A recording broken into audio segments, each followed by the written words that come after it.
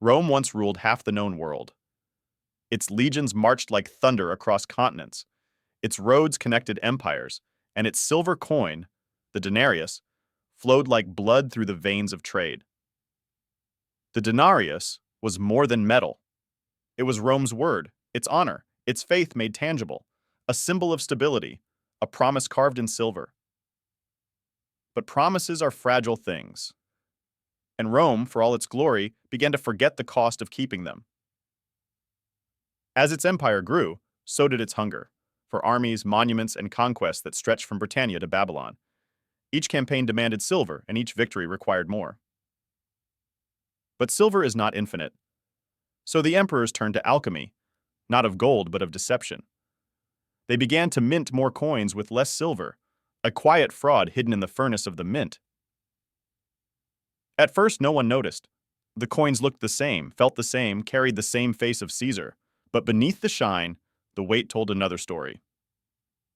And trust, once cracked, spreads like rust. By the 2nd century, the denarius had already lost a portion of its purity. By the 3rd, it was little more than bronze with a silver glaze, a ghost of its former self. The market reacted first. Prices rose. Merchants demanded more coins for the same loaf of bread, the same jar of wine. The poor, paid in debased money, watched helplessly as their savings turned to dust. Soldiers, too, felt the decay. Their pay, once enough to feed their families, no longer bought even basic provisions. Discontent spread through the ranks like wildfire. Inflation became the empire's unseen enemy, eroding loyalty, shattering contracts, turning neighbor against neighbor. And as the coin lost value, so did the empire's word. Treaties, debts, wages, all written in money that meant less every year. The Senate tried to hide the truth. They blamed merchants, hoarders, foreigners, anyone but themselves. But the people knew. They could feel it in their hands. Lighter coins, heavier burdens. Then came Emperor Diocletian.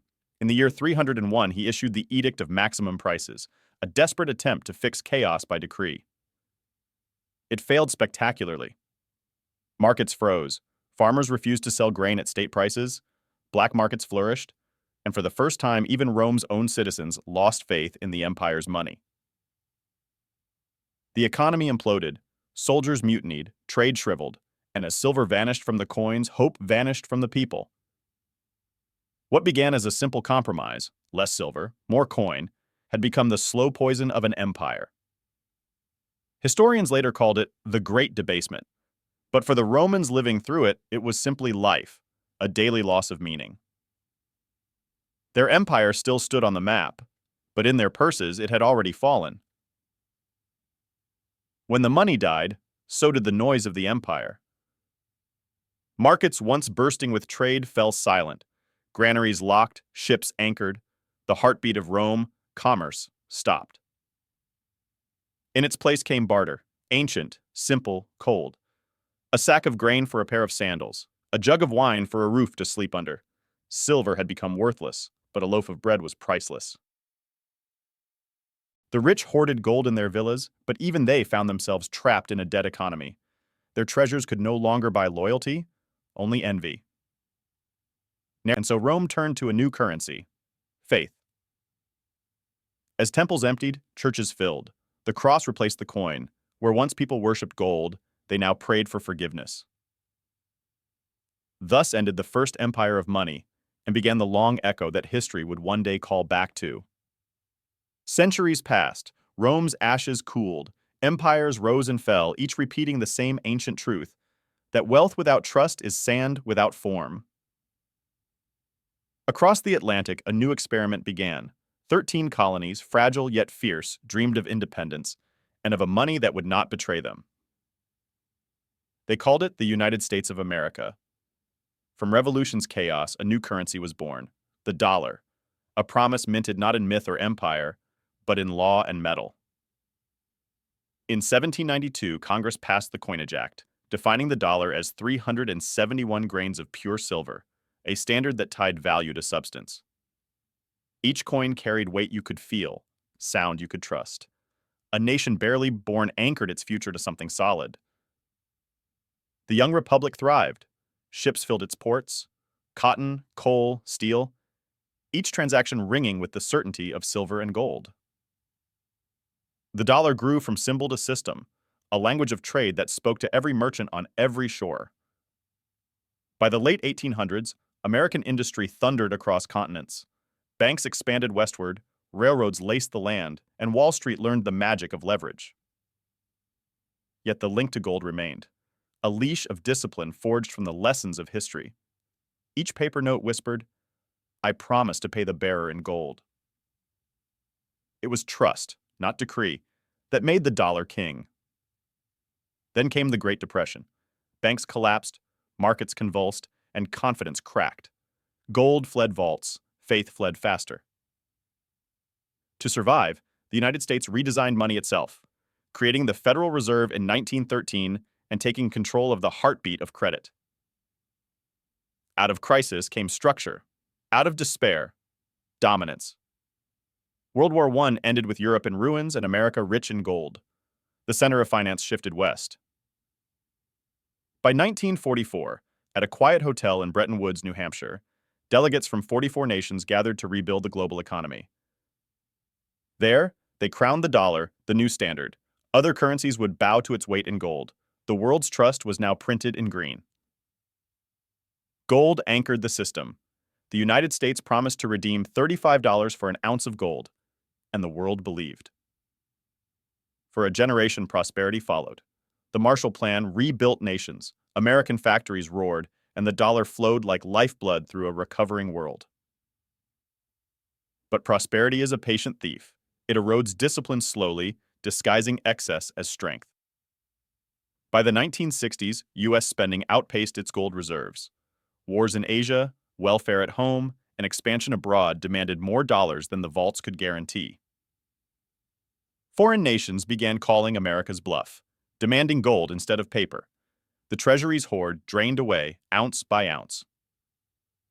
And then, on August 15, 1971, President Richard Nixon addressed the nation. "I have directed Secretary Connally to suspend temporarily the convertibility of the dollar into gold." With that single sentence, the dollar severed its anchor.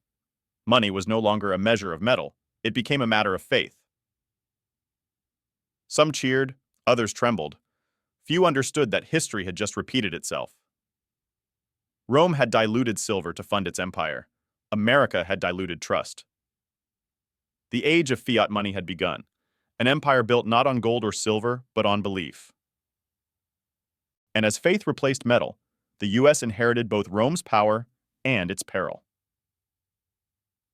Every empire begins with a promise, but the strongest promises are the easiest to forget. History never repeats itself exactly, but it loves to echo.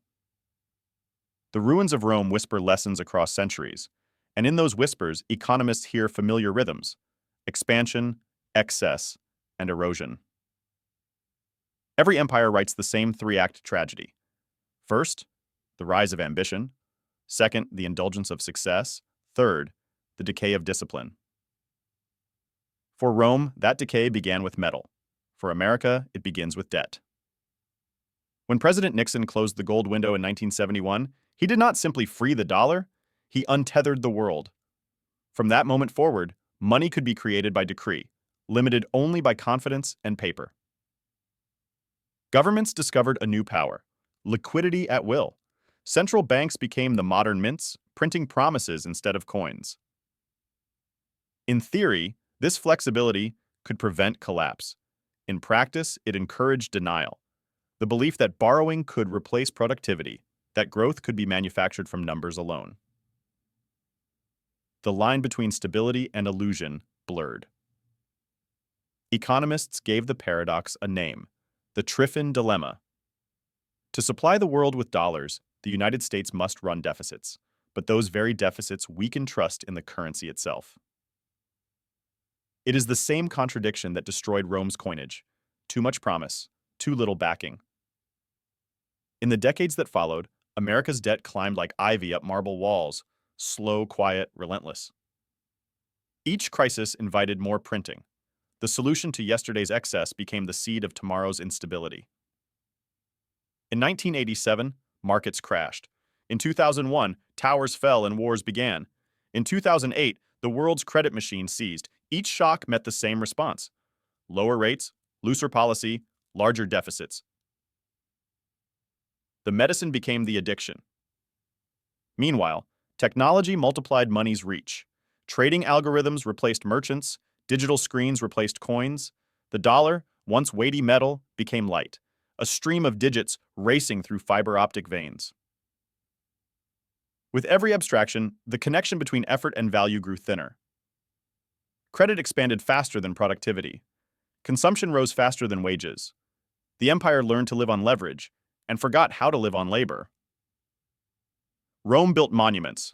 America builds spreadsheets. Both are symbols of glory and of fragility. Yet decline never feels like decline when you are inside it. To the citizens of Rome, life looked normal until the coin stopped buying bread. To the citizens of modern America, prosperity feels endless until the bill arrives.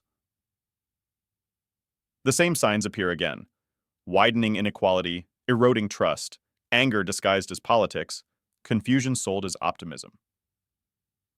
Every statistic, every headline, every trillion added to the national debt is another thread pulled from the empire's fabric.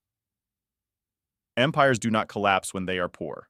They collapse when they are rich and stop believing limits apply to them. Rome believed silver could be stretched forever. America believes confidence can.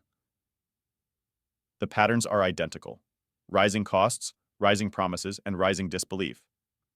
Debt replaces discipline, symbols replace substance, and the people, caught in the middle, begin to lose faith in both.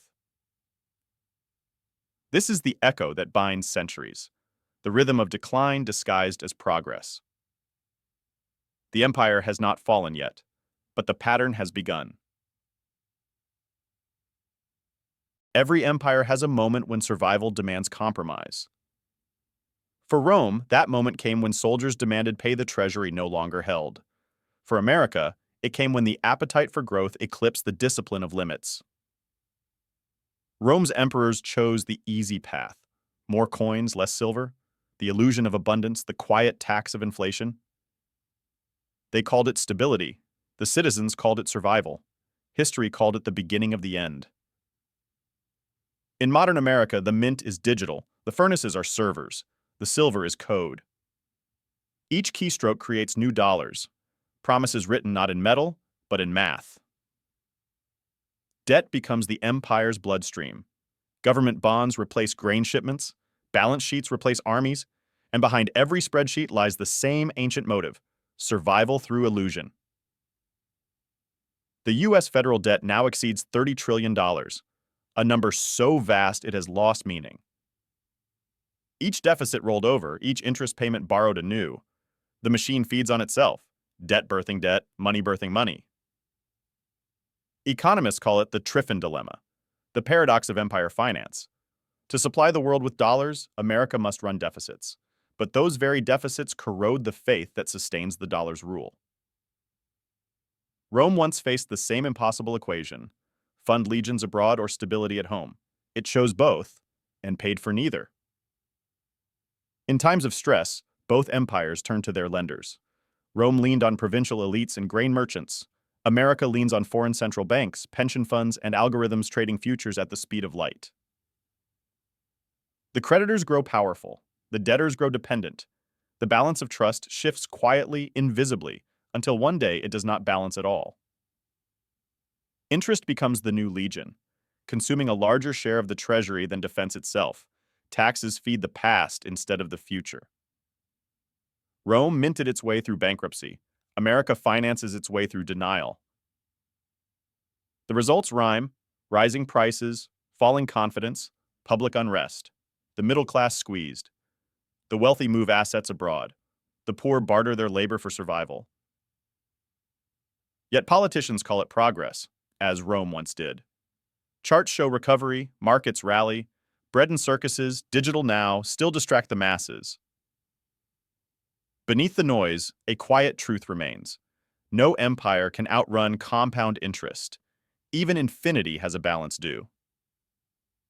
Economists warn of tipping points, when debt service overtakes innovation, when growth funds interest rather than progress. It is not a cliff but a slope, a descent so gradual that comfort disguises collapse. Rome slid for a century before it broke. America, too, may slide for decades, its decline measured not in battles lost, but in budgets passed. And when the numbers finally fail, the empire will look up from its screens and realize the coins are digital, but the hunger is real. This is the threshold, the point where illusion replaces foundation, where debt becomes destiny. Rome crossed it in silver. America crosses it in code. The question is no longer whether history will rhyme, only how loud the echo will be. Empires rarely fall alone. They pull the world down with them. When the dominant currency trembles, every port, every market, every household feels the quake. For decades, the dollar was the bloodstream of global trade, oil priced in green, debts settled in Washington's promise. But trust is a fickle empire, and cracks have begun to show. Across the world, nations whisper of liberation. Russia and China trade in their own currencies. India and Brazil settle oil contracts without the dollar. Even allies quietly diversify their reserves. Economists call it de-dollarization, a word that once sounded impossible, now spoken in conference halls and cabinet rooms. Central banks hoard gold again, a habit not seen since the 1970s. Vaults fill as trust empties. The world remembers that metal has memory, and that faith without weight fades fast. As nations drift away, America faces a new kind of war, not of armies, but of ledgers, sanctions, trade rivalries, digital alternatives, each a skirmish in the quiet battle for monetary sovereignty. The petrodollar system, once absolute, now faces competition from yuan and ruble exchanges. Even whispers of a gold-backed BRICS currency stir unease in markets. Confidence is the currency no central bank can print, and when it leaves, it takes everything else with it. Investors move like herds at dusk, cautious, restless. The moment one runs, all follow. The first sign comes quietly, a surge in bond yields. The cost of borrowing explodes, then markets crack, liquidity dries, the empire's credit, its lifeblood, begins to clot. Confidence collapses faster than it was built. In days, what took centuries to construct begins to unwind. Around the world, screens flash red, banks close early, investors rush to safety that no longer exists. Gold spikes, currencies tumble. People line up outside ATMs, the modern breadlines. The panic feeds itself. Rumor becomes reality. Liquidity becomes memory. And just like that, the global economy holds its breath. This is the moment history repeats, not with fire and steel, but with silence and screens. The world waits for the empire to answer a single question. Is your promise still good? The Federal Reserve acts, cutting rates, opening credit lines, flooding markets with liquidity, trillions conjured from code, racing to plug holes that never stop widening. For a moment it works. Numbers rise, relief spreads, the machine hums again. But behind the graphs, the architecture weakens. The empire has traded inflation for collapse, debt for delay, each rescue heavier than the last, each victory shorter. And somewhere, far from Wall Street's glow, ordinary people pay the price: higher food, higher rent, lower hope. The crisis does not end in a single crash. It lingers, a fever that becomes the new normal. The world learns to live with fragility, to fear the next headline. And thus the global revolt begins, not in rebellion, but in retreat. Each nation pulling away, each citizen questioning, each transaction asking, what is money worth if trust is gone? The storm has started. The question now is whether the empire can still steer its own ship, or if the tide of history has already turned. When the foundation of money cracks, the fall is not a single crash. It's 1,000 quiet failures happening all at once. Credit lines vanish, payrolls freeze, ships sit in harbor with no buyers, no currency to pay for fuel. The empire wakes up to silence. Markets closed, phones dead, screens blank, the hum of commerce gone. For the first time in generations, Americans realize what Romans once learned. When money dies, the empire goes blind. Inflation turns into hyperinflation. Groceries double in days. Rent outpaces wages.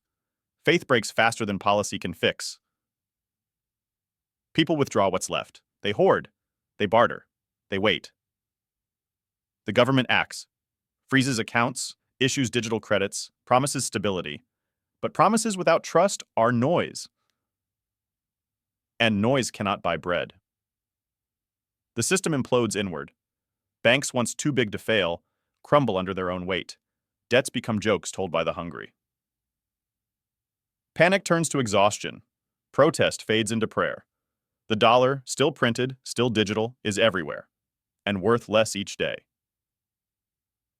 It is in this quiet ruin that history breathes again. Just as Rome's people turned from silver to faith, modern citizens turn inward, searching for meaning beyond the market. Communities rebuild in miniature. Farmers trade food for fuel. Local currencies appear. Paper printed in basements. Trust rebuilt face to face. The empire shrinks to human scale. The abstraction collapses back into reality. In the wreckage, people rediscover an ancient truth. Money never created value. It only measured it. And when the measure lies, the makers of value must find each other again. From the ashes, revelation grows. Historians will one day call it the Great Recalibration, the moment society remembered that wealth is trust, and trust is earned, not printed. The survivors are not the richest, but the most adaptable, those who understand cooperation, not consumption. Out of fear, community returns. Out of collapse, clarity. Out of crisis, wisdom. The empire has ended, but the people remain. And in that survival lies the first spark of rebirth. When systems fall, souls awaken. When coins lose meaning, values regain it. The fall of Rome birthed a new faith. Perhaps the fall of the dollar will birth a new understanding that real wealth is not numbers, but balance. Collapse is not the end of the story, it's the page before renewal. After every collapse comes a moment of stillness, the silence between endings and beginnings. It's here, in the rubble of illusion, that empires discover what was real all along. The Roman historian Tacitus once wrote, "The more corrupt the state, the more numerous the laws." 2,000 years later, economists might say, the more fragile the money, the more frequent the bailouts. Both sentences mean the same thing. When trust collapses, rules multiply, but truth remains simple. And the truth is this: no empire has ever survived the decay of its currency, but some have learned to heal before the end. The lesson of collapse is not despair, it's discipline. The realization that stability is not inherited, it's practiced. For America, the road back begins not in the markets but in the mind, the recognition that money is a mirror reflecting the nation's choices. To restore the dollar's strength, America must first restore its character. Economists speak of solutions: reduce deficits, control inflation, balance trade, reinforce production over speculation. But the deeper fix lies in trust, the invisible contract between citizens, institutions, and truth. History offers examples. After hyperinflation, Germany rebuilt discipline through the Deutsche Mark. After default, Japan restructured its debts and industry. After near ruin, Britain surrendered empire but kept integrity. America, too, has risen before. From the Depression, from war, from crisis. Each time it found renewal not in policy alone, but in principle. Principles like honesty, accountability, long-term vision, the same virtues that built the first coin of every civilization. The empire's greatest strength has never been its dollar. It's been its ability to question itself, to adapt before the fall becomes fatal. The road back is narrow but not closed. It winds through reform, through humility, through memory. The question is not whether America can recover, it's whether it can remember. Remember that growth without grounding leads to emptiness, that prosperity without restraint ends in ruin, that value is created in effort, not invented in code. The empire's accountants may track deficits in trillions, but the real deficit is moral, the distance between what is right and what is easy. To close that gap is to rebuild everything: currency, confidence, and conscience. History rewards nations that learn before they're forced to. Rome ignored the warnings. America still has time to listen. The road back is not a return. It's a reckoning, a chance to forge a new kind of wealth, one measured in balance, not excess, in trust, not trillions. Perhaps this too is the purpose of collapse, to remind the living that nothing built on illusion endures, and nothing built on truth can die. The empire has a choice: learn from the fall, or repeat it. The first step toward redemption is remembrance. History is not a circle, it is a spiral. Each revolution brings us back to the same questions, only at a higher cost. Every civilization believes it is different. Every empire believes it will endure. Until one day, it looks down and sees the same cracks that swallowed its ancestors. Rome ignored the warning until it was too late. Spain, France, Britain, each learned that global power is not lost in a single battle, but in a slow surrender of honesty. Now the dollar stands at the same precipice, backed not by gold but by belief, strained by decades of promises made and postponed. Yet this moment is not just a warning, it is a test, because collapse is not destiny. Decline is not fate. What separates ruin from rebirth is choice. When an empire finds humility, it finds renewal. When it replaces arrogance with balance, deception with truth, it rises again, not as conqueror but as caretaker. The Roman ruins still stand not as tombstones, but as lessons. Stone reminds the living what silver once forgot. The United States, for all its flaws, remains a nation capable of reinvention. Its strength has never been its money. It has been its memory, its openness to reform, its ability to face truth when others hide from it. The real resurrection begins not in markets, but in minds. In classrooms teaching history without arrogance. In leaders who value legacy over applause. In citizens who measure wealth not by price, but by principle. The next empire, if there must be one, should be built not on gold or guns or global dominance, but on restraint. Because every power that learns to master itself becomes stronger than those who seek to master others. Maybe the dollar's fall is not an ending, but an awakening, a call to remember that money is only a story we agree to tell. Change the story, and you change the civilization. From the ashes of every collapse, humanity has always found its footing. After Rome, the Renaissance. After depression, innovation. After war, reconstruction. This too can be one of those turning points, if we listen.